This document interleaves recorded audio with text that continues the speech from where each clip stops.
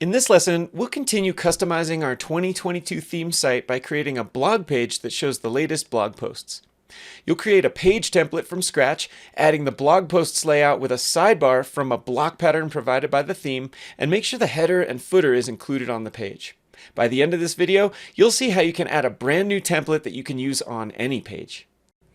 Let's go back and work with the 2022 theme a little bit more and get to know the template, site editor, and template parts to create some different customizations on our website. So log back into the sandbox and go to the dashboard where you've got your 2022 theme that we've been working on activated. And let's go ahead and right-click Visit Site, and I'll open it in another tab, and let's just review what we have here.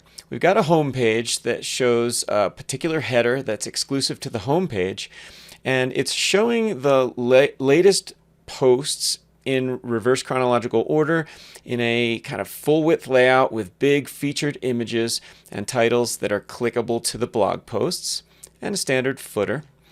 And then we got three subsequent pages. The About page uses a very large header with an image and a big heading, as well as a block pattern that shows a grid of blog posts. And then there's a View All button that we created. And we also have a call to action with potentially a room for an opt-in form right here. And that standard footer once again. The event page, if you remember, we created a special template that eliminates the page title, and again the kind of standard header and footer on there, and finally a landing page without a header for the film page, which has a different background color, and we also set up a footer which is actually embedded in the page content with that matching background color, and a menu item at the bottom with the home link. And so the first thing we'll do is go back into the site dashboard, and let's open up Appearance Editor once again and take a look at what we have and what we've customized so far. So since I was on the home page, it opens that up first, and we can look at templates. You can see that I created, and hopefully you created, a new template that was called Page No Title. The rest are templates provided by the 2022 theme. And then there are four template parts that are a header and a footer, and then a header, two other header options, the dark small header and the dark large header, that are incorporated into existing templates. And so for this next project, let's go in and for the site here, let's create a blog page that has its own sidebar, something that's different from a full width blog post layout here, and also different from what we have on the About page with that grid layout. And so if we go back into the site dashboard, one thing we can start with, if we want to create a blog page, and this will be called a blog archive because it's going to list the last three posts or last series of posts in reverse order. Plus, we'll provide a sidebar that we can customize for that page. And so I'll go to Pages, All Pages, and I don't have a blog archive page created yet. So I'm just going to add a new page, and we can call it Blog. And I'll go ahead and publish that page for now so it's saved. And then over here, we don't have a blog page template, and that's what we're going to be creating in this lesson. So let's click New, and we're going to create a custom template called Blog, and just hit Create. And now what we have here is kind of a standard template that doesn't show anything except the page title. There's nothing in the content area. It has, a header that doesn't really look right, and then there's no footer on there either. So I'm going to click Update, and what I like to do is get out of this kind of template editing screen that's within a particular page, and click back, and then I'll click the logo at the top left again to get back out to the WordPress dashboard. And so now I can go to Appearance Editor, and that new template should appear in my templates list. If I click the logo again and then under editor click templates. Now I have a blog template created by me, and I can click blog there to take a look at it in the blog template editing screen. So now I have some resources I can use, like this list view right here to see what's already existing as a part of this template, as well as this plus button, or over here, as you remember, I can get to blocks and patterns. And also we have patterns to choose from here, and we're going to utilize this to create this blog post archive template with a sidebar. And so first of all, I'm going to just close that and open the list view again. And you know, this header is the wrong type of header. And so really the first thing I'll do is I can select that, and I'm going to go ahead and bring in a header pattern. And it just says there's the default header right up at the top, and it creates it right here. And you can see that it's already added blog. And we're going to discuss that later in this section, where this is actually bringing in, if we just close that right here and look at the list view, that's bringing in just a page list. So every page that's within the site is going to be listed up here in the navigation, and we'll customize that later. But for now, I just brought in a group, which is my page header. Of course, I have this extra group up here, which I could just click the 3 dots and remove that group. So now I have a standard header right up at the top of my blog post archive page. Just click save and save.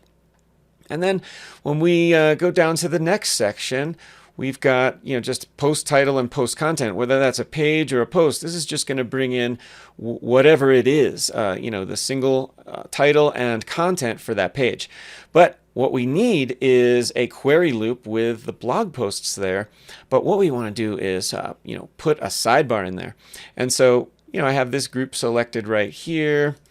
It doesn't matter really what I have selected. We can always move it around. But I'm going to click plus. I'm going to look at patterns, and let's use the Explore window so that they're a little bit bigger. And in 2022, under Pages, I know that there's a number of different page designs that we can use. And we're going to leverage that in order to do what we need right here. Towards the bottom, you can start to see what we have. Now, here is a list of blog posts with a left sidebar. Here's a list of blog posts with a right sidebar, which is what I had in mind. So I'm just going to click that. And now this is looking pretty good, isn't it? It's already pulling in the 3 posts that we already have with their featured images.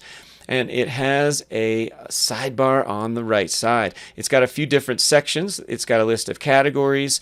It's got a list of tags. And it has, there's an image at the very top, the name of the site, and the tagline of the site. And we can just leave that as it is for now. Just below here. Now you can see that it's actually brought in its own header, which doesn't contain the page title. So I'll go back to the list view so I can figure out what I'm controlling here. And I can see that within this group that was in the block pattern, it's got its own navigation. I'm just going to go ahead and get rid of that. So I'll just go to that row and go to the 3 dots and remove that group. So now I also have a spacer right here that I probably don't need. Doesn't look like I need that spacer, so I'll take that out. And now this is looking pretty good. Okay. So what else do we have down here on the page? We also have this leftover separator line. Let's go to the bottom and look at what that is down here. Separator, and then a group, which is the old post title and post content. So I'm going to get rid of the separator. I'm going to get rid of this whole group. And at the bottom, we also do need a page footer down here. So don't forget, you can add a block right here. You can go and say, now, is there going to be a footer block? When I start to search for a block over here within the editing area, it does give me a few options. It'll give me a template part. It'll give me a footer. And then there's some blocks that come with the theme. Footer with the logo and the citation, and footer with the navigation and the citation. And so what is it that we want to use? It's kind of up to us. We could use a template part that already exists. And what that means is that when we have that template part here, it can be used on multiple pages of the site. And so if I want to, edit the footer template part that is site-wide, it'll change it on every page of the website, including this blog archive page. So right down here, you could either create a new template part, or let's choose an existing one. And so for the area of the footer, there's just one footer template part, if you remember, and there's 3 header ones. Let's just choose the footer template part, which is that standard template part, and that's been inserted in the page now. And so from here, I think I have a nice looking blog archive page. We'll click Save. Save again, because it's just verifying that we're going to save to the page template. And let's go back to the WordPress dashboard. We can go up here and let's refresh the home page. And as you remember, it added another page link right here, and this is going to open up our blog page. And now we have a nice header, and we have a great archive page. The footer looks great, but there's something wrong with the header, isn't there? We need some spacers in there, I believe. So let's go back. Let's just fix that very quickly. Go back into the site editor, and what we want are the templates, and we're editing this blog archive. You can see that it's kind of busted up here. What I might do is go back, and so this group right here is kind of messed up. If I just select that group, I might just go ahead and add I'm going to just add the header as a template part, the same way that I did before. And so let's see. If I just start typing header, I can add a template part. Let's choose an existing template part, and we're going to put the standard header in there. That looks much better. So this group up here, I put it actually within that group, so it's this group here. Remember, the blue line shows what you're editing. And so I'm going to go ahead and remove the old header there. Now that's looking right. Let's see what it looks like on the front end. If I save that, much better. Yeah, that's what it looks like. Let's see. If I go back to the home page, there is something different. This is actually stretched out to the outside. How does it look on the event page? Yeah, stretched out to the outside. But if I look at the blog page, now this is it's not all the way to the outside. So there's one more thing we need to fix. This group right here does go to the outside, but the header itself looks like it's not stretched to the outside. Yeah, so if I click that block, let's see what I can find. Maybe we want to inherit. No, we don't want to inherit the default layout. That kind of messed it up, didn't it? And so this is sometimes there are things, there's the footer, things that you need to kind of play with and figure out. Yeah, so let's see. I'm going to go back. Let's close that. Oops. Let's go back to the list view here. And I think it's this group that I had previously messing me up. So, I could just add that template part in again. Instead of having it be within the group using this plus sign, I'm going to go ahead and use this plus sign. And let's see. If I just start typing template, I'm going to put a template part in here. Now that's outside of this group. This probably will work much better. Yes, there we go. Choose an existing template part. Let's choose the traditional header. Yeah, it does look a little bit messed up, doesn't it? But let's see how that's going to work for us. And we'll get rid of this group at the top.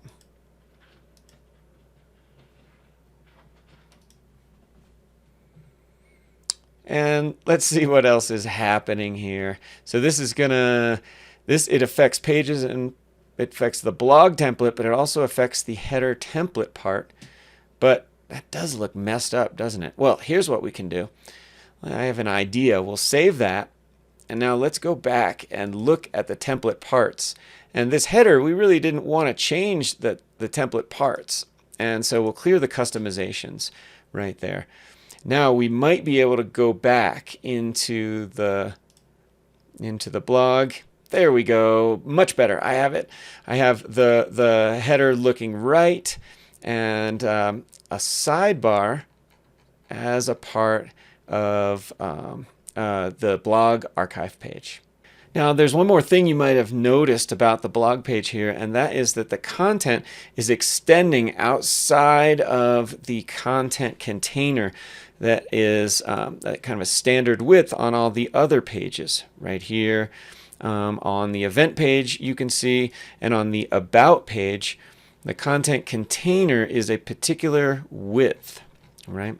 And so let's look at that blog page again. You can see that while the header is at the right width, the content of the blog archive page is extending outside. And that's something that's just a design choice, but let's go ahead and try to fix that. Let's go to the blog template once again and just take a look at what we have here. So this group, we might want to inherit the default layout, because here we have content width. It's either content in pixels and wide. Customize the width for all elements that are assigned to the center or the wide columns. So I have a group, and then there's a set of columns right here. And of course this block pattern has 2 columns, and we can adjust the spacing and everything as we will. But as far as this group, let's see what happens if I inherit the default layout and then save. This is just an experiment. There it was. So that's inheriting the layout and the right width, and now we have the right width. Great. That's something that you can play with and get back to where you like. So I've saved that. I'll go and get outside of the site editor again, and we're in a nice place. Now let's go to the About page next, and we'll check out this View All button and make that point to our new blog archive page. In this lesson, we'll convert the sidebar into a site-wide template part and also edit the navigation links in the site. You'll learn how to make any content area into a template part for use in other parts of the site, making it available as a global element that can be changed site-wide later.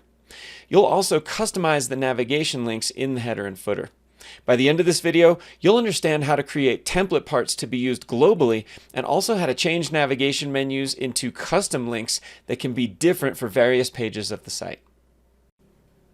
On the About page in the 2022 theme that we've created, we have a section here that shows the latest 3 posts. It says latest posts. And then on the right-hand side, in the previous section, you might have remembered we created a View All button, which would lead to our blog page. Right now, it doesn't click anywhere. It just has a hashtag in the URL you can see up here. And so really we just need to edit the About page and go in there and make that link correct. So you just go to Pages, All Pages, and we'll go to About. And as we go down here, there it is. There's my View All right there. All I do is click the Edit.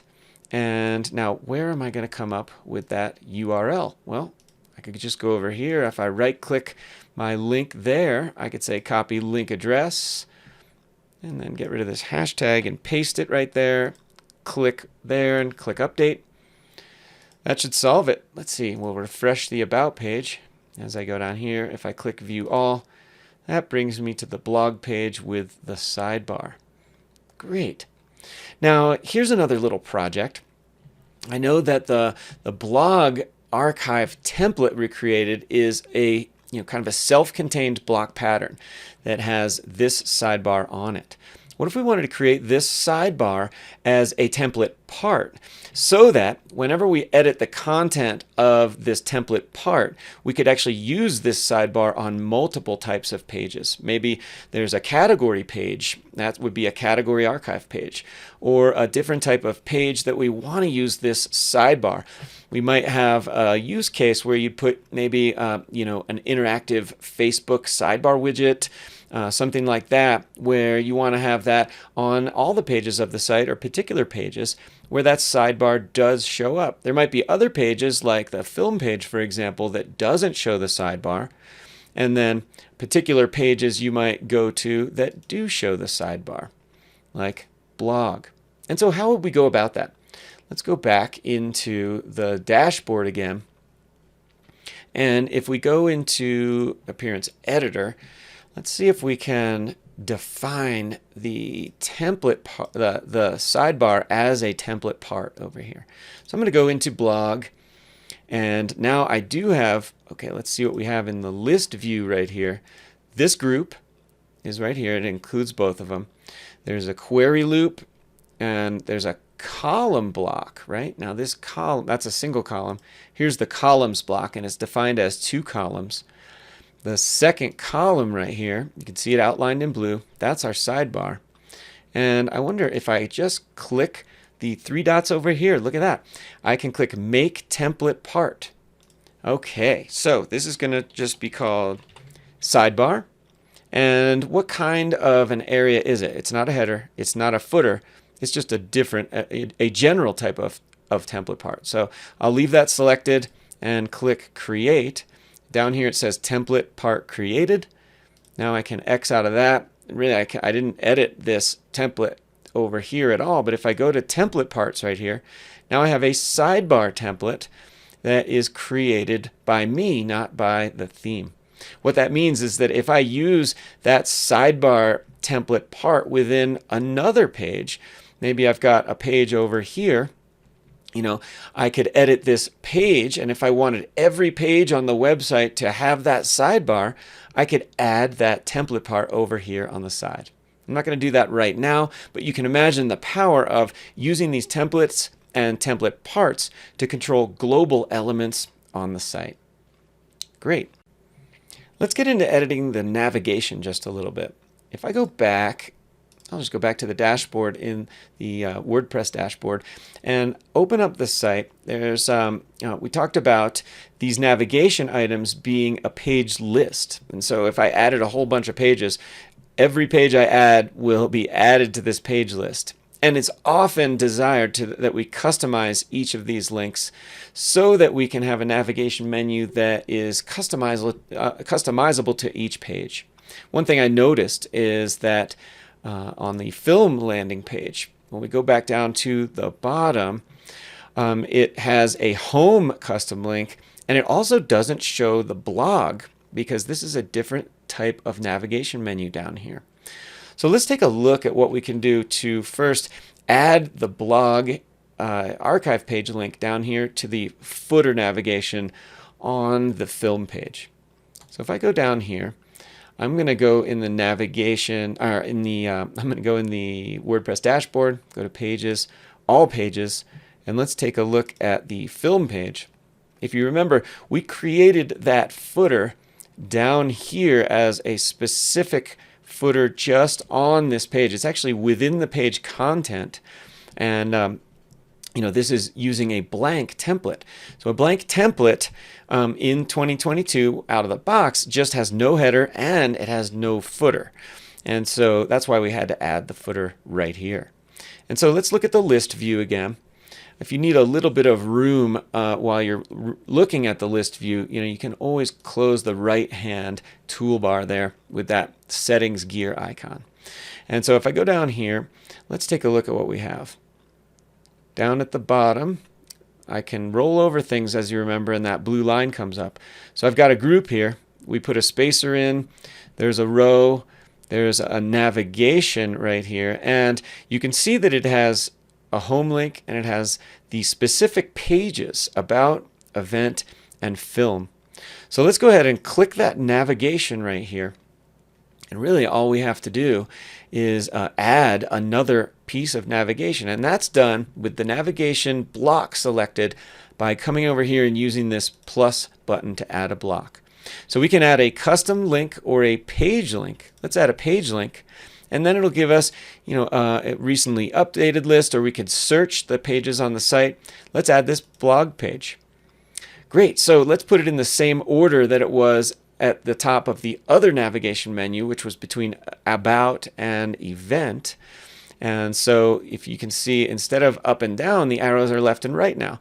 So I can take this blog navigation link and move it left one, and I can move it left one more, and there we go. That looks great. Let's go ahead and update. Now we're updating a particular header navigation that was that was created down here, and that's fine. This is the navigation header navigation 7. So we'll just update that. I can go ahead and leave the page editor, and let's go back and take a look at the film page. I'll just refresh it. Great, that's going to show a navigation to our blog page right from the bottom here. If we go back to the home page, let's check out the next navigation up here, where it's showing in the header navigation, the 4 pages that we've created on the site itself. Let's change these into individual custom links so we can limit what pages show in the navigation menu, and also add a home link over here. So this takes a little bit of experimentation. If you edit the template part, you may have some spacing issues that you might have to deal with. And I'll show you how I go about doing this, and did it in the 2022 theme successfully. So I'll go to Appearance Editor, and let's go open up the navigation and look at template parts and then the header. So that header is being used in all those different template parts and templates. And you can see that if I open the list view, the navigation that we have over here on the right hand side is a page list. And so the first thing you want to do, so that we can preserve the layout and how these elements are lined up with each other correctly, before we delete this or change it, just use this little add block button, and let's begin adding links. So we'll add the blog, and I'll click navigation again over here. Again, click the plus. Oops. Sometimes it thinks you're clicking the actual link and not the plus button. So we'll add film. Again, click the navigation and this plus button to add a custom link. So we want to add the event. That doesn't seem to be working. Let's see. Oh, there it is. It needs to go in there and search for it. Okay, so we have, let's see, blog, film, event, and then the about page is the next one. You can see these are dropping themselves in as individual custom page links in the navigation block. And so that's what we want. Go and click the plus again. See, it thought I hit the event, but I didn't. I hit the plus. There we go. The last one I want is about, and I don't see it here. So I'm going to type about and let it search for it. It's a page. There we go. So now that I have these 4 in there, I can take this page list and just click remove page list. We're almost there. Let's put these in the correct order. Let's see what we wanted here. About, blog, event, and then film. So I want to take the about, and I can just click the left arrow here and move it. About, blog, and then event and film. I want to switch. There we go. Okay. And then lastly, I want to add in the navigation menu a custom link to the home page. So I'll click plus again. This time, it's not an existing page, so I'm going to type home with a capital H, and you could press enter or click it. Now I have home, but I need to click this little chain link to add the link, and click the edit button, and you can see the URL would be incorrect here. So I'm going to go back, and I'll just right click and say copy link address on the homepage link. Or of course you could just select this and then copy it. And I'm going to paste it within here and click that little arrow.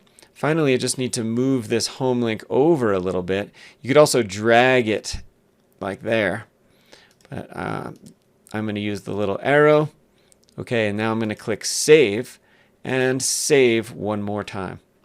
Now if we take a look, the spacing usually gets messed up here. All right, so now there's no space at the top, and then even below this, header group, I need to add a little spacing. It took a little experimentation, but what worked for me was to look at this group and add a spacer, and I'm going to move it up so that it's above, and then make it 80. 80 pixels is what looked the best. And then I'm going to go back to the list view again, And from that group, I'll add another spacer below, and this time 60 pixels looked about right. I'll click Save and save again. And now if I refresh the page, I've got the correct spacing. So the home button works, the spacing looks good on the About page. That looks good. Now on the blog page, you can see it still matches. Even though it's the white background, it's pulling that header template part in there. And so there's the blog page, the event page, looking good. And on the event page, it looks like it has a different header here. And the film page, of course, doesn't have the header because it's using the blank template. So the reason is the event page. Let me go back. The event page is using a different page template. And so we can add that header into the page template, and that will probably fix it. Okay, so what I did to successfully change the event page over and have the spacing work correctly was that I edited that specific page no title template that we had created before, and I added the header template part that we were just working on. So I'll just walk you through what I did. I went to Appearance Editor, and I went over to the toggle navigation here, and under Templates, I edited the page no title. And then what I did was I went to the list view, and I went to this group, and I went up to the add a block, and I wanted to search for that template part. So I added the template part, I clicked choose existing, and I clicked header. And of course now it's telling me the block cannot be rendered inside of itself. And so, that is what I did. And then I went in and I just, selected the other header, and I went here and removed that group and then saved the template. And then there was an extra spacer at the top. I just needed to remove that spacer by clicking remove spacer here. And again, saved it. And that's how it was able to be fixed. So I'll go back without changing anything here. If we refresh, now we've got the home page with a nice navigation that's customized for whatever pages we wanted to include. The home link is included, and the event page, and all the pages are working nicely. All right, a little bit convoluted to work with the different layouts inside of the site editor, but you can figure out how it works, and that's how it works with 2022 theme with the site editor. In this lesson, we'll create a custom contact page using a block pattern provided by the theme and style it to match the look and feel of the site. You'll activate a Forms plugin and add a contact form, embedding it on the page using a shortcode block. By the end of this video, you'll learn how to install a working contact form and modify the layout of a page using the block editor. Let's create another custom page. How about a contact page for this website? If we go into Dashboard, you could go to Pages, Add New, and we'll put a title. Just Contact should be fine. And I'll click Publish. And let's just take a look at what that page is going to look like with the default template. It'll have a under permalink, I could just click right there to open a new tab. It'll have the standard header and the standard footer, and then contact with a divider, and then some content in white. So that looks good. Let's see what the block patterns are available to us. Let's see, some pages. Yeah, some different page types here. We could use a different color. Some about page links. That looks nice. Page layout with image and text. Yeah, this has some images that match. There's a large image and buttons. Almost think the page layout with image and text might be a nice looking layout for a contact page. Sure, what about text? Let's see what text layouts we have. There's some columns, image and quote on a background, image on a solid color with a description over on the right hand side. We could do that, you know, a nice image on the left hand side with the contact form on the right, something like that. Let's check that one out. So that's under the text pattern. Before we do that though, let's look at featured to see what else we have available to us. There's a wide image with, there's an introduction, and then there's some buttons there. Just taking a look at all the block patterns available to me here inside the 2022 theme. There's that image on the solid color, and a simple call to action. All right, I'm going to choose that image with a solid image on a solid color, and then some text over here on the right hand side. Now I'll update that. Next, we're going to want to replace or add a contact form near this text block over here. Maybe we have the text block at the top and then the contact form below, but it looks like this is a column layout right here. Let's see, that has two columns, and then here is there's a paragraph and another paragraph. Let's take a look at what we're looking at here. So there's a single column that's right here, and that has two paragraph blocks within it, and it's got a specific column width. So that'll be nice for a contact form. Often when you put a contact form on a full page, those fields don't look as good when they stretch across the whole page like that. So a contact form is something that is functionality and not visual design. And so we'll need to use a plugin to insert a contact form here and then make sure it's working. So let's get started with that. And while we're here, we could just edit a little bit of the text here for the contact form.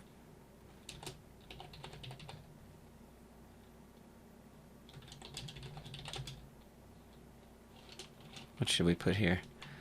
It's just a little heading in bold, so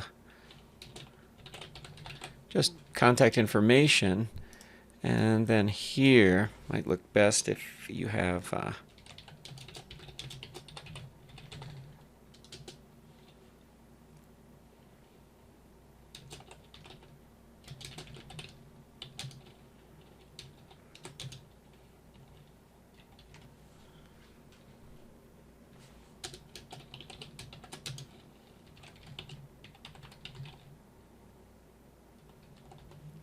there we go. All right, so we have a nice text block there. Maybe put a colon here. And what we'll want is maybe just below, we could have the contact form there. That looks pretty good. Let's see, what else? Maybe make this a little bit bigger by using the typography information.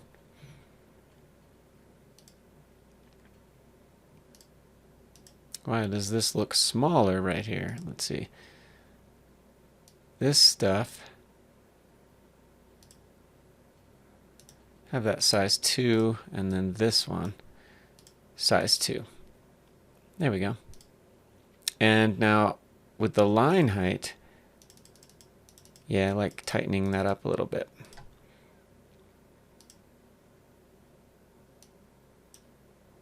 Let's see. What else do we have in here? Okay, so this is a single paragraph. Whoops. There's a paragraph. The line height on this paragraph is 0.5. But this paragraph doesn't give us a line height. Maybe we need... So there's a custom size.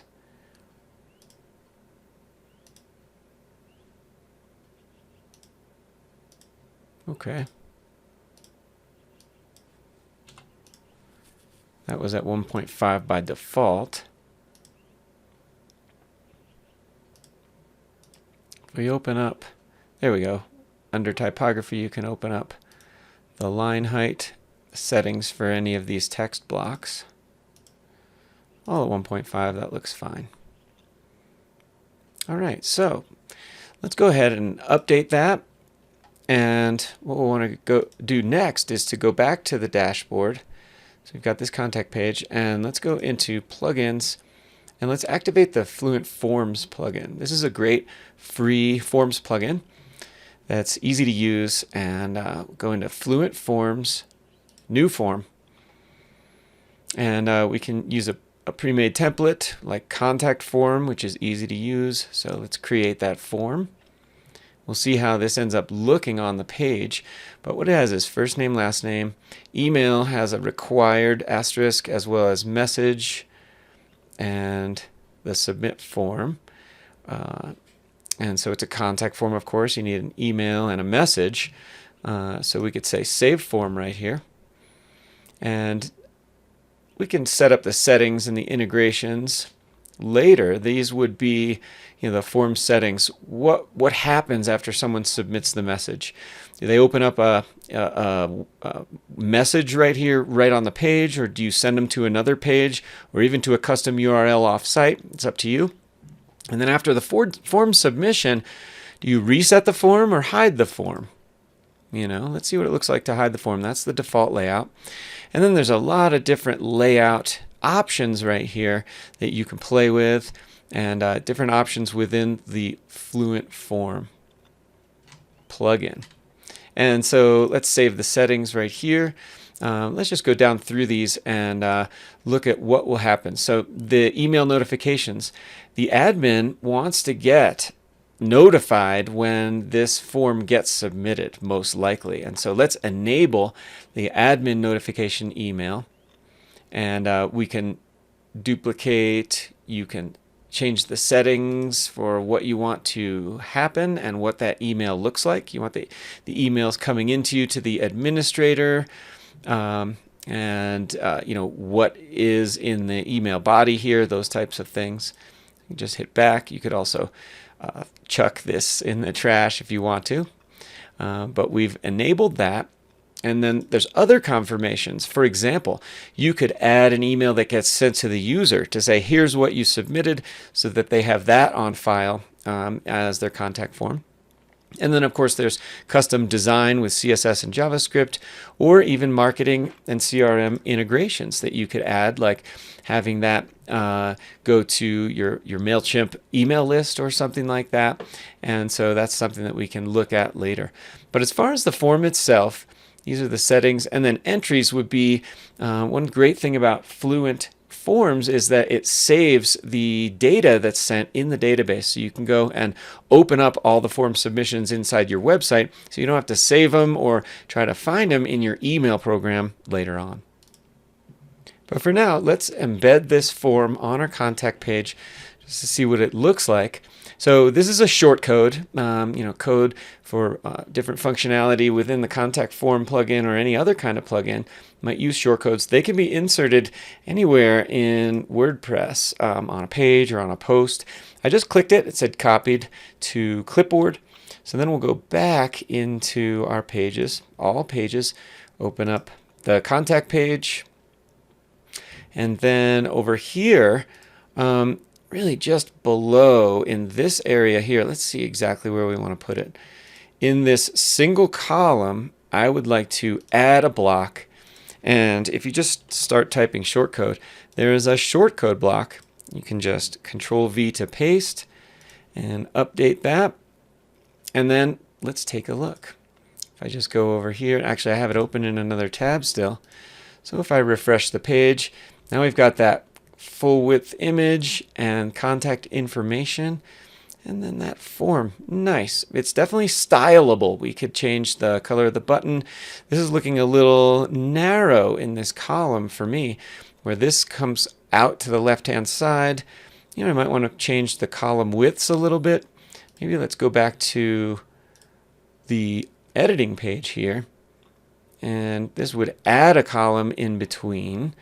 But let's see if we want to edit the columns just a little bit. So this column here, here's the set of columns. Let's see, this column over here. Oh, that's the cover image. Oh, this is a set of columns right here. Now it's a 2-column layout, right? And let's see what other kinds of edits we can make here. So if we want this to be a little wider potentially, this cover image, this column, I could say width. Do I want it to be 50%? Maybe I want it to be a little bit less. This column right here doesn't have a width. It'll do the rest of it. So let's bring this column down just a little bit. Let's bring it down to maybe about 30%. No, that's not. Let's do 40%. Click update, and we'll see what that looks like on the contact page. Oh, nice. It actually brought it back, and then this one's still a little bit narrow. So that didn't really work. Let's make this column here. I can see, okay, there's column width here. This column, if we make that 60%, oh, 60 pixels, no. We want to make that percent. And I think I'm working with the wrong column here. So we have that column. Let's bring this back to where it was, and then there's an inner column set right here. And with the dimensions, we have margin and block spacing. And what about this inner column? There we go. It's a fixed width. Column settings 320 pixels. Why don't we make this 60%? Is that going to work? No, that's 60% of this content area. So if we make it pixels, and instead of 60 pixels, it was 320, maybe that will make it 400. Maybe let's make it 500. And then go ahead and refresh the page and see what that looks like. Ah, much better. So I might go back to 50% here on this column instead of 40%. Let's update that. That'll bring this line out to halfway in between. And I just let the form extend out just a little bit. So that looks great. Yeah. And this is an example of where I might want to get rid of this dividing line or separator.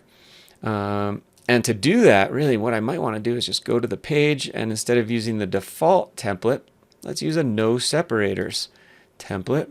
See how that changes things for us. Yeah, that's a little bit better. Just brought it up just a little bit.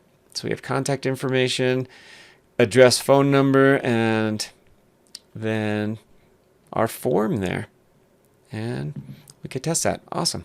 In this lesson, we'll customize the look and feel of the contact form and test the outgoing notification email.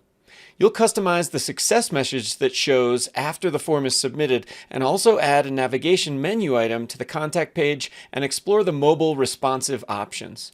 By the end of this video, you'll learn how to modify the style of a form through the plugin settings, as well as explore mobile responsive styling with the browser developer tools and the WordPress site editor. Now, later in the course, we're going to talk about functionality like outgoing email systems, sending and receiving email, transactional email like this would be, when someone fills out this form and then the website automatically sends an outgoing email to the administrator. That is a transactional email. And so we're not going to test that or set it up right now, but we'll do that later in the course. But for now, let's go ahead and edit this so it looks even just a little bit better. One thing I'm noticing is that I have both labels and I have, interior text here as well, which really isn't needed. It looks redundant to me. Maybe we can tighten up these form fields a little bit, and then also maybe edit the color and look of this submit button as well, so that what we're looking at matches our design in 2022 and our customizations just a little bit more. And so let's go back into the dashboard, and I'm going to go back away from the contact page and into the Fluent Forms. This time I'm going to go to all forms, and let's take a look at the form. So contact form, what did we use? We used Fluent Form number 3. These two, the contact form demo and the subscription form, were already in the plugin by default. I think this is the one that we were creating here. Let's just make sure. If we go and, if I go to the page, you know, in the admin bar here, you can always click Edit Site. And actually, no, let me hit back. It's not Edit Site, it's Edit Page. And then that would go into the editing page for that. So it's Fluent Form ID equals 3 in the shortcode.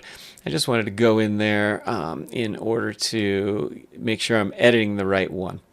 And so if I go back again, let's just make sure this is it says number 3, and the shortcode is ID equals 3.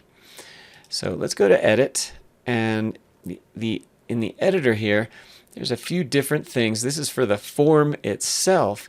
And for settings and integrations, these are the form settings, and the form layout gives us some options here. Let's look, let's see, the label alignment at the top. You know, we really maybe want to get rid of that label. So let's see here. What other options do we have? Okay. So if we go here, the form settings, label alignment, labels can be top, left, or right. There's a help message. There's an error message in case you know, you didn't fill out a required field or something, and the asterisk position. The asterisk labels the required elements, and so let's just take a look at what this looks like. You can hit back and look at that contact form. So we've got the labels are above and the asterisk is to the right. Sure. Let's see. Help message. Wonder what happens if the label is to the left. If we go up back to the top, we can save settings.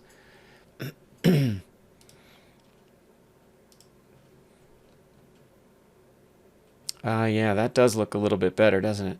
These are for email subject and the message. That looks a little better. It's tightened it up a little bit within this content area where the featured image is. Still, there's a little redundancy here. Is that something that we can change? These could also be to the right. Let's check that out. Just refresh the page. That's justified to the right. I see. So let's see. Alignment to the left looked the best, I think.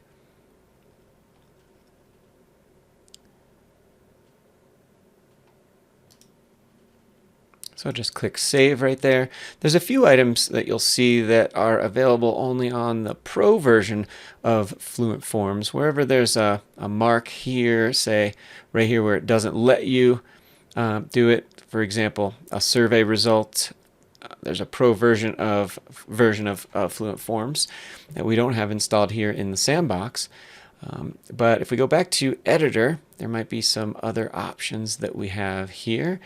Input customization is where for the whichever label that whichever field I should say that we're editing, you can have some different input customization settings over here. So for first name, last name, the name fields, we could have the label placement be hide the label. That's what I was looking for before. If we save that, let's just take a look at what that did. I like that because it shows first name, last name inside the field. Is that what we want? Not sure. Let's take a look at what other options we have there. There's a field label, whatever it is. There's advanced options. It's the name attribute. This is for submitting the form data. So you really probably don't need to go to advanced options, but in the name fields, so for first name, there's a label and then there's a placeholder. And so I wonder what would look best. I did like the look of having the label there, but then having no placeholder potentially inside the first and last name. So let's do that. Let's let's leave the label. Let's take away the placeholder. Instead of hide label, we'll say default and save form. We're just editing the first and last name fields for now. So let's see what that looks like. First name, last name, email, subject, and your message. That looks like a nice form. This is something that you can play around with too. So again, for the email address, the input customization, we have a label, but let's see. The placeholder, let's leave it blank since we're using the label anyway. This is required. And this validates, meaning if their email address is typed wrong and it's not an email address or has a space or something, it'll tell the person.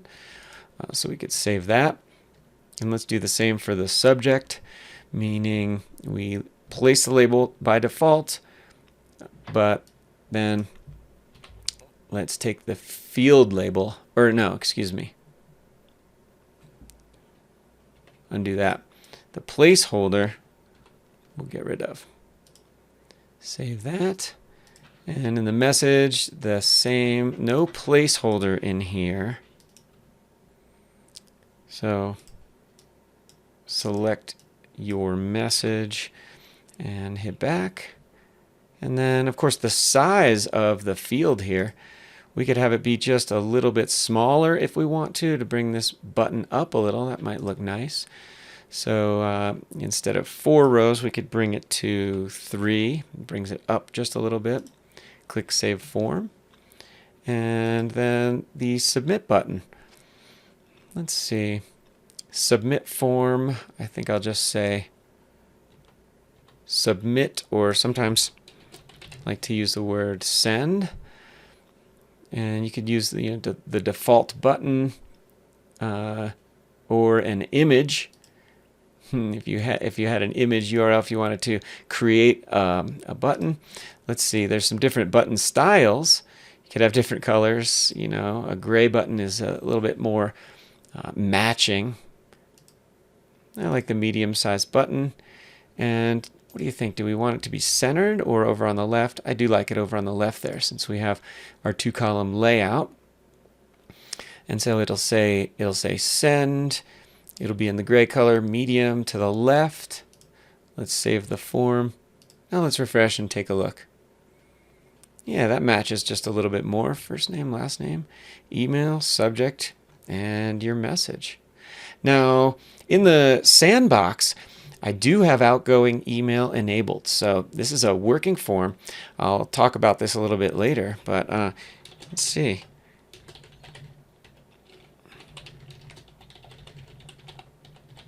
Put my email in there, test message, and then say hello and click send. This should show me a message. Thanks for your message. We'll get in touch with you shortly. Now that message is editable too, and also that form has disappeared, showing that we've already submitted it. And so, you can go to settings and integrations, and then thank you for your message. We'll get in touch with you shortly without a period. I might just, thank you, maybe thanks for your message with an exclamation point. Sounds good to me. You put anything you like there, or like I said, send them to a page or even to an offsite custom URL. So if I refresh the page, what'll happen? It'll show me the form again, and looking great. The last thing would be to add the navigation to this contact page into the header navigation. Let's see if you can do that without messing up the layout, and see if I can do it. And we'll do that next before we end this section of the course. And so where would I do that? That's in Appearance Editor. Yep. Now if we go back into here, template parts, and this header, go ahead and just go. Now this layout just messed up again, didn't it? So we could see about fixing that later. But if I wanted to add navigation, really remember I would just put the plus sign, and I could put the contact in there as well, and then click save and save. Let's see what happened. All right, so it showed that a little bit different layout inside of the block editor here, but I'm happy to report that it did not mess up the layout. So now we've got 6 different items in our header. Now, one thing is that this will convert into if we just kind of drag this over to the left, we can get the responsive design and see what it looks like. Past a certain point, it turns into a little drop down here, where opening that up will show the mobile overlay menu instead of the regular menu here. At some point you'll have to deal with that. If you have too many items, then it might overlap or not look quite right over here inside of the live website itself. So to take a look at what your website would look like on different devices, you can just take your edge of your browser and drag it back left and right, or you can use the dev tools by right-clicking and clicking inspect. And now, I've got the developer tools open on the right-hand side here. In the developer tools, you can change the settings so that they're docked at the bottom or the side. So here I've got the dock at the bottom, and so I'm looking at a full width inside of the recording window here. But one of the things that's great about the developer tools in Chrome or Firefox is you can open up the device toolbar, which will let you drag the display window to different widths. And so if I scroll up and look at the menu here, as I drag this to a narrower and narrower device like iPad or tablet, and then vertical, as I get over closer to here, at some point that menu is going to run into the name of the site, and you can see it drops down below. That's not too bad, it's usable. But then at some breakpoint, this theme is set to change the menu from a menu that shows each item over to a drop down right here, a toggle. And so that opens up an overlay menu. Then you can click the X and get out of it. So even way down into this, whose phone is this narrow? No one's. Well, right here you would have an overlay menu, and then you can click the X. And so at this point, if I was designing a website that was going to be a real live website, I might limit the number of items I have in the navigation here, or reduce the font size or the spacing in some way so that I don't have the menu drop down below at some breakpoint.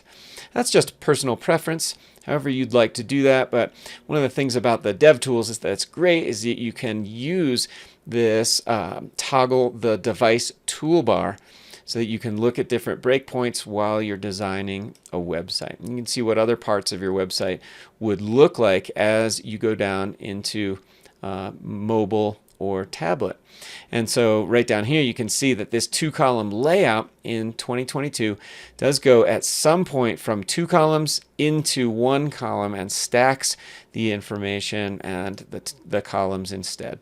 So if somebody navigates to the website on a phone, for example, they'll have navigation here as an overlay, and then they can go down and it still looks great and is completely functional, including the footer, the header, and the content of the page, no matter what size device they're using. So you can toggle that back off. I do prefer to have my dev tools over on the right hand side. So I'm looking at the content over here, and I use it there, and then you can use the X to X out of it. Great. In this lesson, we'll set up a system to prevent contact form spam submissions from bots. You'll use the free Google ReCaptcha service and connect it to the form so that automated programs and spam submissions can be prevented. By the end of this video, you'll understand how to limit extra server resources from being wasted by spam bots and prevent annoying emails from getting to yours or your clients' email boxes. Let's add a quick piece of functionality to our contact form. Let's prevent comment spam by adding a ReCaptcha functionality through Google's ReCaptcha. In Fluent Forms, it's easy to set that up, but let's take a look at our website first and just see what we'll be adding here. If we go to the contact page, of course, the form is here, and nothing's to prevent someone from filling out this form and sending it, even if it's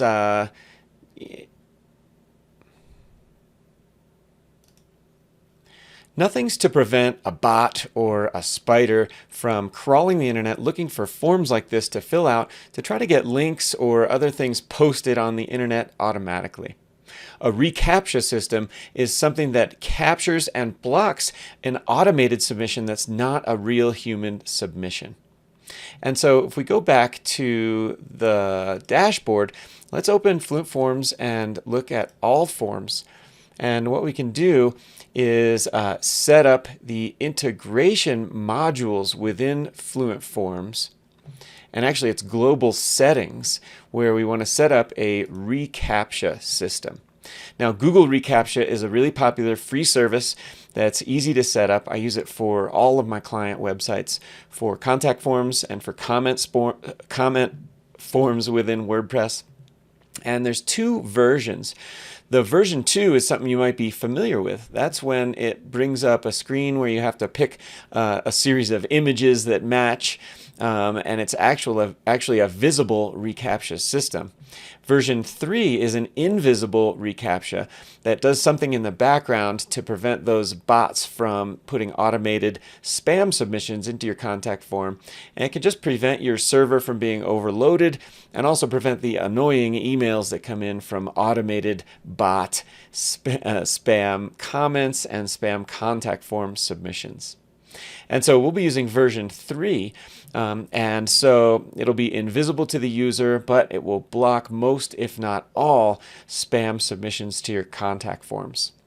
And so let's take a look at ReCaptcha at google.com/ReCaptcha.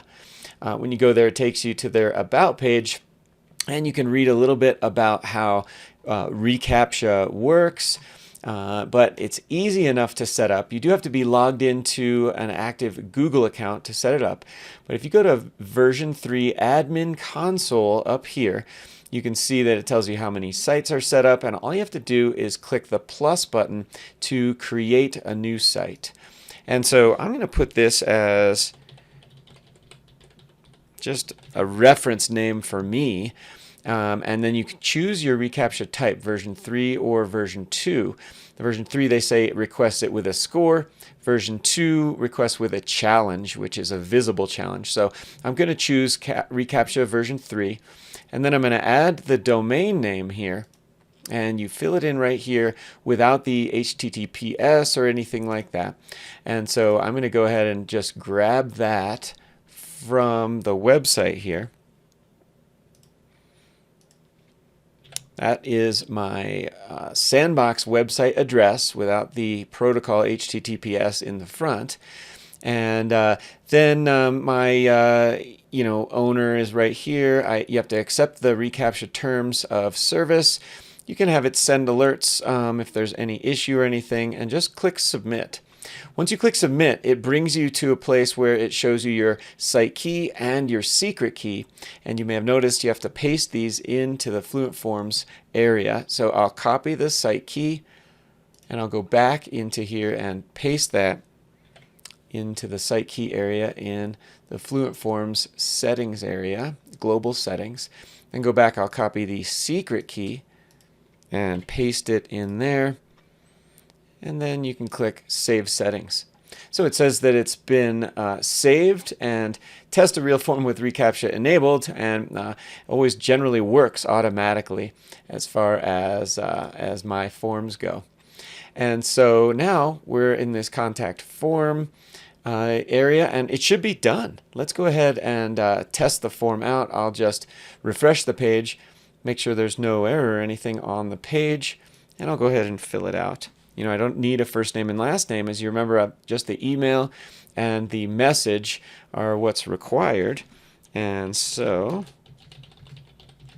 just put a valid email address and testing ReCaptcha. If I hit send, progress bar, and then thank you for your message. Now I'll just pause the video and go over and make sure I received the notification email to my email address. Great, I got the notification. I don't know if you noticed, but I mistyped the email address that I submitted there. It just has to be a valid email address in terms of its syntax, meaning it has to have a name, the @ symbol, and then a something .com or something else, just to show that it is in the valid email format. However, I mistyped the email, and so if I had a notification going out to the customer, the person that submits the form, then that wouldn't have submitted to them, and I might notice that when it comes in to the contact form. Plus, if the email is incorrect, and if I want to reply to them, then of course they put in their own wrong email address, so that wouldn't really work. But anyway, that's how you set up ReCaptcha, and it's a great system to prevent comment spam in WordPress, but especially contact form spam inside of your clients and your websites. In this lesson, we'll configure the About page call to action section that we set up before with an email opt-in form connected to MailChimp. You'll see how to set up a free MailChimp API key and connect it to the form plugin to be able to collect email addresses into the MailChimp broadcast email service. By the end of this video, you'll have a tool to grow an email list and send group emails like a newsletter or marketing emails, all for free up to 2,000 contacts. Let's add an email opt-in form to the About page in our sample site here with the 2022 theme. If you remember, on the About page, down a little bit below, we had both the latest posts block pattern, and there was a block pattern that says join our mailing list, and just has a divider line and an area for an opt-in form over here on the right-hand side. And so we'll be talking about the 3 types of email used in WordPress and hosting WordPress websites. One of those types is broadcast email. And what I'll do is just briefly show you how to set up your free MailChimp account, grab the API key, and then put it into the Fluent Forms settings area and enable a subscribe field and button here on the About page. Now, MailChimp is a great way to go because it allows you to have up to 2,000 contacts in their free level. And so you can have a fully functional broadcast email system to up to 2,000 contacts before you begin getting charged for that service from MailChimp. And so it's a great place to start out for your sites or your client sites. So let's take a look at MailChimp first of all. Once you sign up and have your MailChimp account, you can click your profile name over here and click Account. And then on this account page under Extras, you can click API Keys. That just gives you an API key that you can create. If you don't have any, it'll show you that you don't here. You can click Create a Key, and that just creates a fresh API key that you can use for any purpose. I like to create a separate API key for each website or each project that I'm working on. And for this one, I might go ahead and just set the name of the website that I'm working on. But all you have to do is click the API key to highlight it and click Control-C to copy. You can also hit right-click and copy to do that. And then back in the website here, even Fluent Forms comes with a subscription form as an example of a subscription form that you can use. If you look at the subscription form by clicking Edit, you can see that all it is an email address and a subscribe button. And Fluent Forms comes with a free connection to the MailChimp service, which makes it really easy to set up a subscription button and a place where people can join your email list. And you can set this up easily for your clients. It just makes it easy. So first, before we set up the form itself, let's go to Integration Modules in Fluent Forms. And you can see that the MailChimp integration is part of their free plugin. They also have one for Slack. There's other integrations that are available in their Pro service. But if you just click the little toggle down at the bottom left of the MailChimp area, it just enables it. And then you can either click Settings right here, or you can go to Global Settings over here, and that shows you the MailChimp integration button over here on the left hand side. So if you click MailChimp, it gives you a field to put your API key in there. So I've already copied it, so I'll paste it in there and click Save Settings. And then it's been verified and successfully set, so I can close this little message. And then all I have to do is simply go to my forms and then my subscription form, and I can edit that form for its look and feel, and whether I want to capture the first name, last name, and other things. You do have to set that up within MailChimp, but just the email address and the subscribe button is what's enabled by default. And then you need to go to Settings and Integrations, and down here, Marketing and CRM Integrations. And then you have to add the MailChimp feed integration. So it will go connect to the API to MailChimp and select which audience list that you want to use inside of your MailChimp list. And then you can select things like what fields you want to collect and other settings over here, whether you want to enable double opt-in or not, and other settings within MailChimp. And so, you'd want to maybe select just the email fields. Of course, this is just a sample for one of my client and my wife's website, Wild Food Girl. And once I have that set, I can create the MailChimp feed. And then the integration successfully saved means that when I go back to the website here, then when I enter my email address, then that form will work. So one thing you can do, as we did before, is to just set up the look and feel a little bit. I know that one thing that we had done is change it to a gray button. Let's go ahead and make that a large button. So I'll save this form. I'll click the short code in order to copy it to the clipboard. And let's go back to our website. Let's look at it here. So there's a button already existing over here, and I might just change that. The Forms plugin is going to provide us with the subscribe button. So we'll put that over here in this content area on the right-hand side. So I'll go back to the website, and what we're going to do is edit the About page. So go to All Pages, and let's go and click About, or the Edit button under the title there.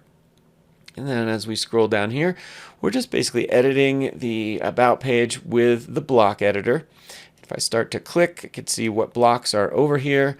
And let's see, look at the list view to see what I have over here. Looks like I've got a heading. There's a column over here, and there's just a separator over here in the right side. Shortcode block, there we go. And I'll paste the shortcode in there and update. Let's just see what it looks like on the front end for now. Great. Watch birds from your inbox, join our mailing list. And I don't want that to be a clickable button. And really I want to put like a heading over here above this email address and subscribe button. So let's see, I'll just go over to this. I don't really need this button. I'm just going to remove the button. And then over here, what I want to do is, let's get into the list view again here. Instead of this, let's see, near this separator, I'm going to place, let's put a heading, and let's have that say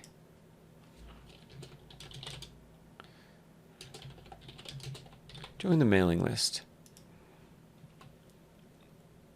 I'm going to make that a little bit smaller so it doesn't really conflict with here. And you can style this any way you like. Let's put that above the separator line and click Update. Refresh the page.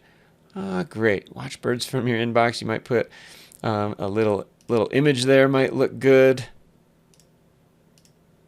Yeah, let's go. Oops. I didn't want to add that. Let's remove the button again. I'm just going to put a little image over here.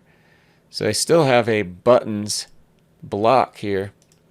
I'm going to remove the whole buttons block. Now in this column, I'm going to go ahead and add an image. Oops. I see. Here we go. Now I want to add an image. Let's go to the media library and let's just add one. Let's add this hummingbird image.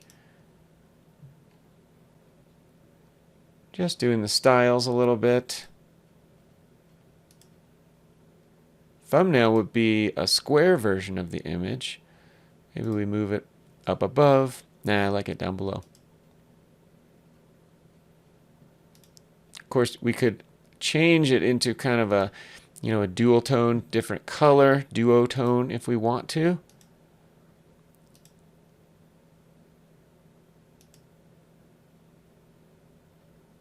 Just another option for editing the image. Yeah, I'm going to make that into the medium sized. Actually, bringing the large image over there and just fill up the area here. Great. Let's click Update. Take a look at what that looks like. All right, I might take this title and span the entire area above so that this looks a little bit better. I'm just playing with the design here, which is, of course, something that you can do. See if I can bring this block up into the next column area like that.